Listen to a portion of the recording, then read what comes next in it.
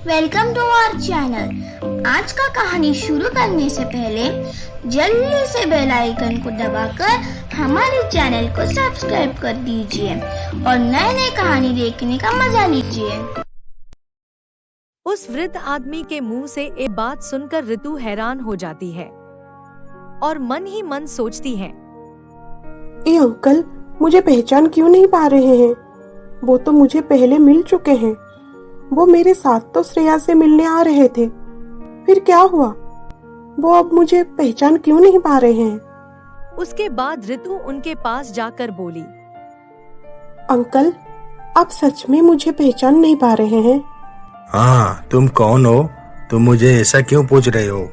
कुछ नहीं अंकल, क्या आप बता सकते हैं कि आपका घर कहाँ है?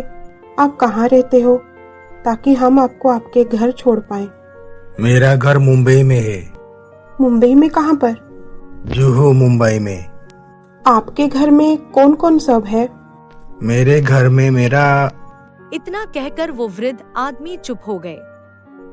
अंकल, क्या हुआ? आप चुप क्यों हो गए? आप कुछ बोल रहे थे ना? कुछ नहीं, बस ऐसे ही। इतना कहकर वो वृद्ध आदमी चुप हो गए।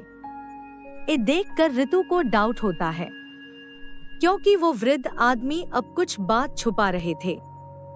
इसलिए ऋतु बोली, अंकल, आप श्रेया को जानते हो?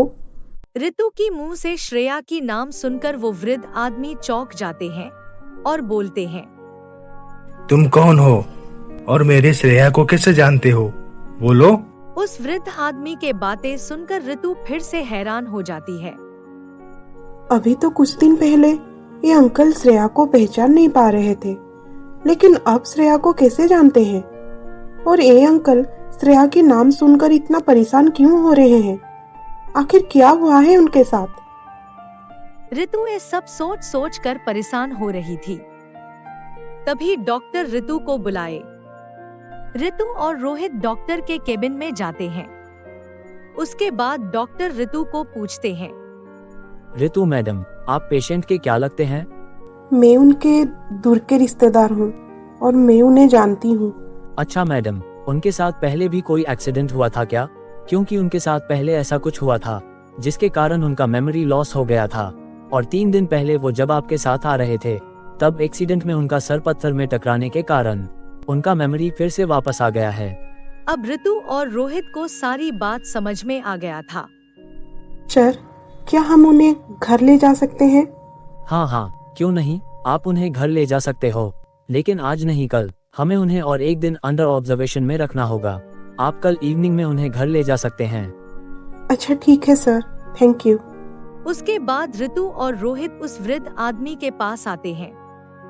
ऋतु उनके साथ घटी हुई पूरी घटना उस वृद्ध आदमी को बताती है। ये बात सुनकर वो बहुत दुखी होते हैं और रोने लगते हैं।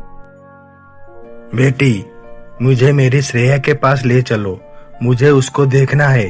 वो कैसी है? मुझे उसकी बहुत याद आ रही है।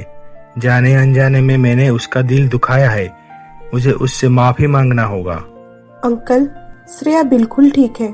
वो बस आपको हमेशा याद करती रहती है। मैं आपको उसके पास जरूर लेके जाऊंगी। आपको कल हॉस्पिटल से डिस्चार्ज किया जाएगा, फिर हम श्रेया से मिलने चलेंगे। लेकिन अंकल, आपके साथ ऐसा क्या हुआ था जिसके कारण आपका याददाश्त चला गया था? ये बात सुनकर वो वृद्ध आदमी फिर से चुप हो जाते हैं। ऋतु की बहुत पूछने के बाद भी वो कुछ नहीं बताते। ये देखकर रोहित ऋतु से बोलता है, रितु, मेरे ख्याल से हमें अब अंकल को आराम करने देना चाहिए। इसलिए अब तुम यहाँ से चलो और अंकल को आराम करने दो। चलो, हम बाहर जाते हैं। रोहित की बात मानकर ऋतु रोहित के साथ रूम से बाहर चली जाती है। रोहित, तुम मुझे बाहर क्यों लेके आए? मैं अंकल से बात कर रही थी ना, और कुछ ज्यादा पूछने पर वो शायद बता देते कि उनके साथ क्या हुआ था। नहीं रितु, अंकल अभी तुम्हें कुछ नहीं बताना चाहते। अगर उन्हें बताना होता तो तुम्हारा एक बार पूछने पर वो सब कुछ बता देते, लेकिन तुम्हारा इतना पूछने पर भी तुम्हें कुछ नहीं बता रहे हैं। इसका मतलब वो नहीं चाहते कि हम उनकी अतीत के बारे में कुछ जाने, इसलिए तुम उन्हें फोर्स मत करो। लेकिन रोहित, अगर हम उनके बारे में कुछ जानेंगे तब जाकर हम उनकी मदद कर सकते हैं ना। हम उनका मदद जरूर करेंगे, उनका विश्वास जीतकर। वो अब हमें इतना भरोसा नहीं कर पा रहे हैं, इसलिए हमें पहले उनका भरोसा जीतना है। उसके बाद देखना, वो खुद ब खुद हमें सब कुछ बोल देंगे। इसलिए तुम चिंता मत करो, सब कुछ समय के ऊपर छोड़ दो, समय सब कुछ ठीक करेगा। हाँ, तुम ठीक कह रहे हो रोहित। उसके अगले दिन शाम को उस वृद्ध आदमी को हॉस्पिटल से डिस्चार्ज किया जाता है। अंकल, अब चलिए हमारे साथ हमारे घर, वहाँ मैं आपको श्रेया से भी मिलवाऊंगी। ये बात सुनकर वो वृद्ध आदमी खुश हो जाते हैं। उसके बाद वो ऋतु और रोहित के साथ उनके घर चले आते हैं। अंकल, आप यहाँ आराम कीजिए, मैं कल स्कूल से आने के समय श्रेया को यहाँ ले आऊंगी। देखना, वो जब आपसे मिलेगी तो बहुत खुश हो जाएगी। उसके अगले दिन ऋतु स्कूल जाकर श्रेया से मिलती है। मिस, आप 3-4 दिन से कहाँ थे? स्कूल नहीं आ रहे थे। आपको आपका प्रॉमिस याद है ना मिस? हाँ श्रेया, मुझे सब कुछ याद है। तुम्हारे लिए एक सरप्राइज है। सरप्राइज? क्या सरप्राइज मिस? मैं अभी तुम्हें सरप्राइज के बारे में कुछ भी नहीं बताऊंगी। उसके लिए तुम्हें मेरे साथ मेरे घर आना होगा। उसके बाद तुम खुद ब खुद अपनी सरप्राइज के बारे में जान पाओगी। बोलो, चलोगी मेरे साथ मेरे घर? मैं तुम्हारी मम्मी पापा से भी बात कर लूंगी। हाँ मिस, मैं आपके साथ जरूर चलूंगी। स्कूल छुट्टी होने के बाद ऋतु श्रेया को लेकर घर चली आती है।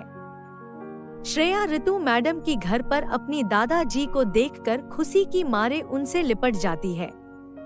उसकी दादाजी उसको देखकर रोने लगते हैं और बोलते हैं, मुझे माफ कर दे मेरी बच्ची, मेरे वजह से तुझे बहुत तकलीफ हुई है, माफ कर दे मुझे। दादाजी मत रोइए, मैं आपके पास हूँ ना। हाँ मेरी बच्ची। दादाजी, आप उस दिन मुझे पहचान क्यों नहीं पा रहे थे? और आप इतने दिन से मुझे छोड़कर क्यों चले गए थे?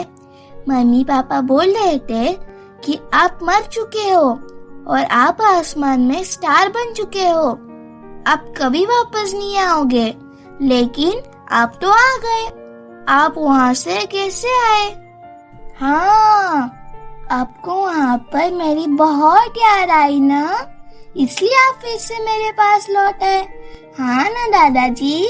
श्रेया की बात सुनकर उसकी दादाजी फुट फुट कर रोने लगते हैं। दादाजी, क्या हुआ? आप रो क्यों रहे हो? मैं आपके पास आ गई ना। अंकल, आपके साथ क्या हुआ था? श्रेया भी आपको पूछ रही है। अब तो आप बोल दीजिए कि आपके साथ क्या हुआ था जिसमें आपकी याददाश्त चली गई थी।